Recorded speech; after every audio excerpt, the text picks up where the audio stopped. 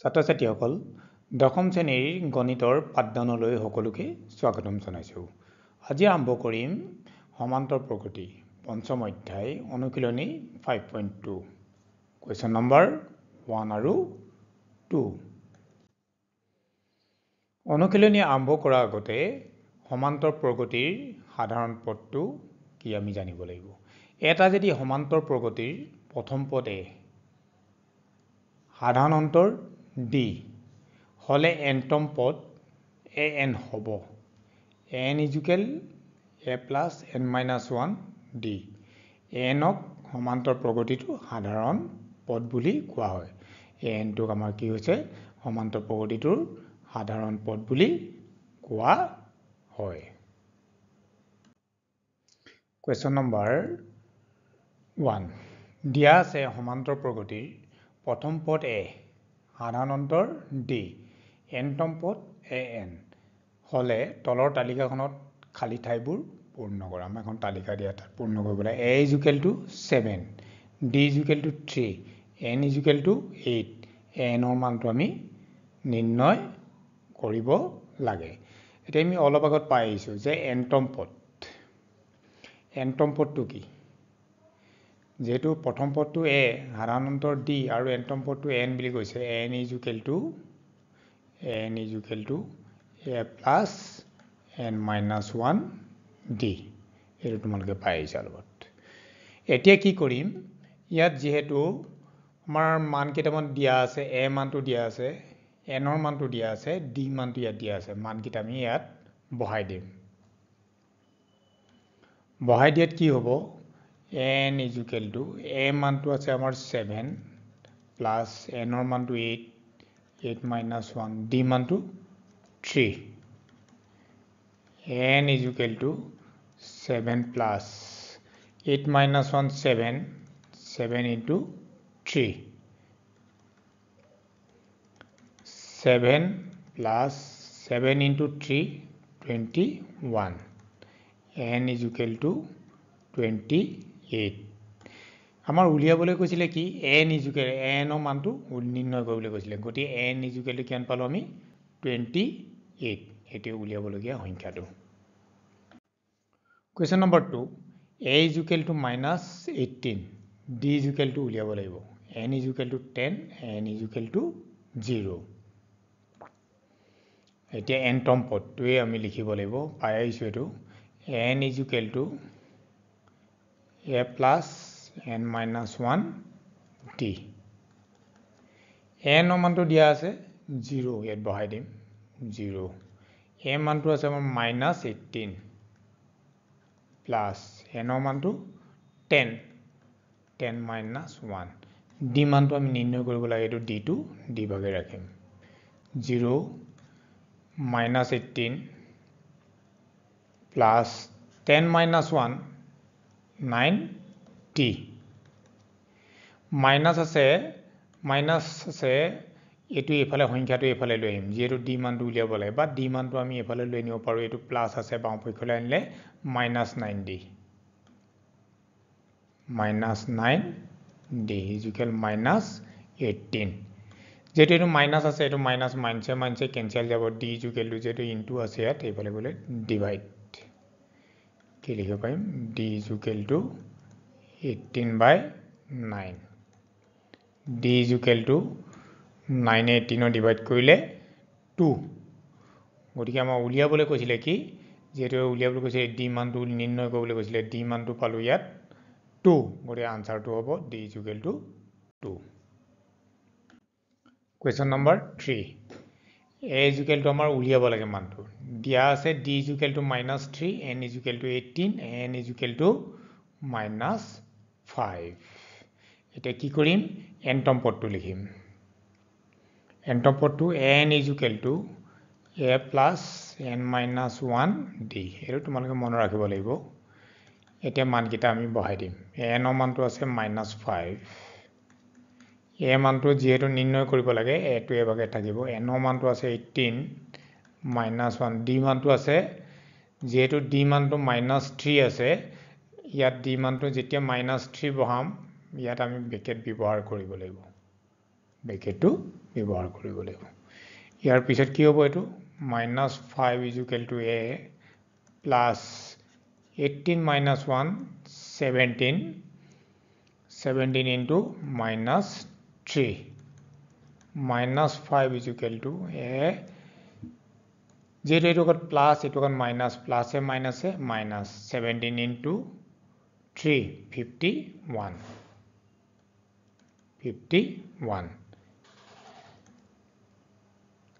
এতিয়া কি কৰিম a মানটো যেটো নিৰ্ণয় কৰিব আমি সংখ্যাখিনি এফালে আনিম বা আমি সংখ্যাখিনি এফালে নি এটো a মানটো এফালে আনিব পাৰো আনসাৰটো একেই ওলাব দি a মানটো আমি এফালে লৈ আনিলো মাইনাস a -51 যেটো -5 আছিলে +5 -a -51 +5 minus a plus a minus 51 minus 5 46 minus 46 minus a minus cancel গুচি গল a = 46 a = 46 উলিয়াবলৈ কৈছিলে কি a মানটো আমি পালো a মানটো 46 question number 4 a = -18.9 d = 2.5 n = উলিয়াব লাগে n = 3.6 তেতিয়া হলে কি পাম n = number a plus n minus 1 d এতিয়া এই মানখিনি বহাই দিম যেহেতু a ন মানটো দিয়া আছে 3.6 a মানটো দিয়া আছে -18.9 প্লাস যেহেতু n ৰ মানটো উলিয়াব লাগে এটো এনে থাকিব n minus 1 d মানটো আছে 2.5 এতিয়া কি কৰিম যেটো সংখ্যা আছে -18.9 সমান চিহ্ন এফালে লৈ আনিম বাও পক্ষলৈ আনিম মাইনাস আছে এফালে আনিলে প্লাস 3.6 plus 18.9 হো পক্ষত থাকিলে n minus 1 2.5 এটো যেহেতু প্লাস চিহ্ন আছে এটোটা আমি প্লাস কৰিম এটোটা প্লাস কৰিম প্লাস কৰিলে হ'ব 22.5 n minus 1 2.5 যেহেতু n minus 1 টো উলিয়াব লাগে এটো ইয়াৰ লগত ইনটু হৈ আছে আমাৰ সমান চিহ্ন এফালে আহিলে কি হ'ব ডিভাইড এটো কি লিখিব পাৰিম আমাৰ এটো সাইডত লিখিলো n minus 1 22.5 divided 2.5 এটা কি কৰিম ইয়াৰ পৰা আমি পইণ্টটো অতৰাই দিম পইণ্টটো অতৰাই দিলে আমাৰ তলত 10 বহিব ইয়াটো তলে ওপৰত বহিব যেহেতু এটা কি কৰিব পাৰিম পইণ্ট এটা আগত আছে আমি এনে অতৰাই পইণ্টটো আতৰি যাব তই আমি লিখিব পাৰো এটো n minus 1 = 22.5 to 5 n minus 1 এটো হৰণ কৰিলে আমাৰ কিমান হ'ব 9 বাৰ যাব 9 বাৰ গলে কি 9 বাৰ যাব n 9 minus 1 আছে সমান চিহ্নৰ এফালে হো পক্ষলৈ গলে +10 n = 10 যেটো n ৰ মানটো নিৰ্ণয় কৰিবলৈ কৈছিলে এটো গৰি n ৰ মানটো পালো 10 এটো কি কৰিব পাৰো আমি যে তোমালোক দেখাইছো 22.5 এটো যেতি অতৰাই দিও পইণ্টটো কিমান হ'ব 2.5 ওপৰটো তলে 225 divided 10 আৰু তলৰটো কাৰণে আমাৰ কিমান হ'ব 25 ওপৰ 10 আলটিমেটলি ক্যান্সেলিং যাব ক্যান্সেলিং হলে 225/25 বুজিবলে তোমালোকে এটো চিন্তা কৰিব পাৰা question number 5 a = 3.5 d = 0 n = 105 n ৰ মানটো নিৰ্ণয় কৰিব লাগে লিখিম n = a plus n minus 1 d a মানটো আছে 3.5 plus n ৰ মানটো আছে 105 105 minus 1 d মানটো আছে কি 0 3.5 আমাৰ এটো বিয়োগ কৰিবলগীয়া নহল কেলে এটো 0 আছে 0 লগত ইনটু কৰিলে গুটে পাৰ্টটো আমাৰ কি হৈ যাব 0 গটি আনসাৰটো ডি n ৰ মানটো কিমান লালে 3.5 Question number 2 তলৰ প্ৰতিটোৰে শুদ্ধ উত্তৰটো বাছি উলিওৱা আৰু কাৰণ দৰ্শোৱা 1074 এই সমান্তৰ প্ৰগতিটোৰ 30তম পদটো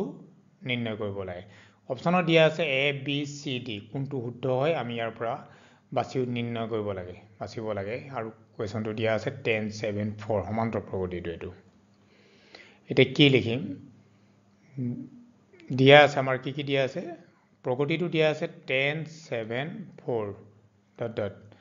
কিমানতম পদটো উলিয়াব লাগে 30তম পদটো নিৰ্ণয় কৰিব লাগে যেটো এটো আমি প্ৰথম পদ এটো দ্বিতীয় এটো তৃতীয় ডট হেনেকে 30তম পদটো কি হ'ব এই প্ৰথম পদটো আমি হৰাই কি লিখো ইয়াত ধৰিম a আৰু d সাধাৰণ অন্তৰ আমি দ্বিতীয় পদ মাইনাস প্ৰথম পদ 7 minus 10 এটা অংক কৰিম ইয়াত a is equal to 10 d is equal to দ্বিতীয় পদ মাইনাস প্ৰথম পদ 7 minus 10 minus 3 n is equal to 30 যেটো 30তম পদটো উলিয়াবলৈ n is equal to 30 এতিয়া আমি question number 1 ত পাইছো যে nতম পদ n is equal to a plus n minus 1 d question number 1 to a d n আৰু n ৰ মানটো আমাৰ দিয়া আছিল যেটো ইয়াত দিয়া নাই এটো আমি নিৰ্ণয় কৰি লব লাগিব এনেকে থাকিলে আমাৰ আৰু এটো মনত ৰাখিব লাগিব তোমালোকে n is equal to a plus n minus 1 d এটা মান কিটা আমি বহাই দিম a মান বহাই দিম d মান বহাই দিম n ৰ মানটো বহাই দিম যেটো n ৰ মানটো 30 a 30 a মানটো 10 plus 30 minus 1 d মানটো যেটো মাইনাস আছে মাইনাস ব্ৰেকেট ব্যৱহাৰ কৰিব লাগিব 10 যেটো এটো প্লাস চিন এটো মাইনাস চিন প্লাসে মাইনাসে minus 30 minus 1 29 into 3 10 minus 70 87 29 into 3 minus কইলে minus 77 ডাঙৰ বট কিছিন আছে minus চিন যেটো দেখা পালো যে a30 জুকেলু কিমান ললে minus 77 আমি ইয়াত সাম 97 77 c মানটো minus 77 d মানটো তেলে শুদ্ধ কোনটো ললে আমাৰ c মানটো কিমান minus 77 আমাৰ শুদ্ধ উত্তৰটো হ'ব c minus 77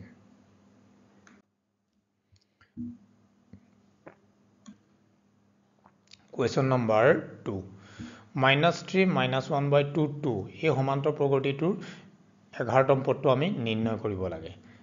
Question number 1 ৰ লিখিয়া দিয়া আছে অপচন 4টা 28 22 minus 38 minus 14 সমষ্টি 2 by 1 কোনটো শুদ্ধ আনসাৰ হয় এত কি হ'ব এটা প্ৰথম পদটো ইয়াত প্ৰথম পদ a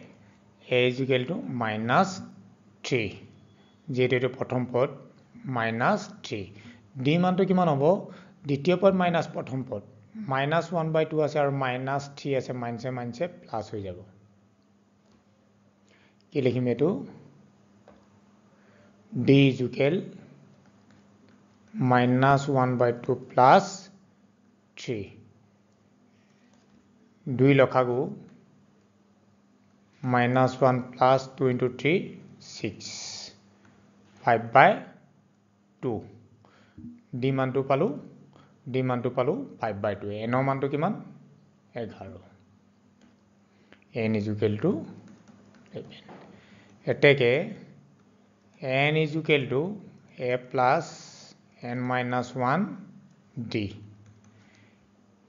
n ৰ মানটো a 11 a মানটো যেটো minus 3 plus n ৰ মানটো 11 minus 1 d মানটো 5/2 5/2 ইয়াত বহাই দিম minus 3 plus 11 minus 1 10 into 5/2 2 a 10 cancelling hole 5 minus 3 plus 5 5 25 25 minus 3 22 এটা দেখা পালো যে 22 লালে 11 ৰ মানটো তালি ইয়াত কোনটো আছে আমাৰ b তেলে শুদ্ধ উত্তৰটো হ'ব b 22 যেটো তোমালোকক পৰীক্ষাত এমসিকিউ আহিব এমসিকিউ আহিলে তোমালোকে কি কৰিব লাগিব অংকটো আমি তোমালোকে কৰি পিনে চাব লাগিব যে শুদ্ধ উত্তৰ কোনটো কৰি দেখাব নালাগে 1 নম্বৰ আহিলে ডাইৰেক্ট আনসাৰটো বাছিলে হ'ব কোনটো শুদ্ধ হয়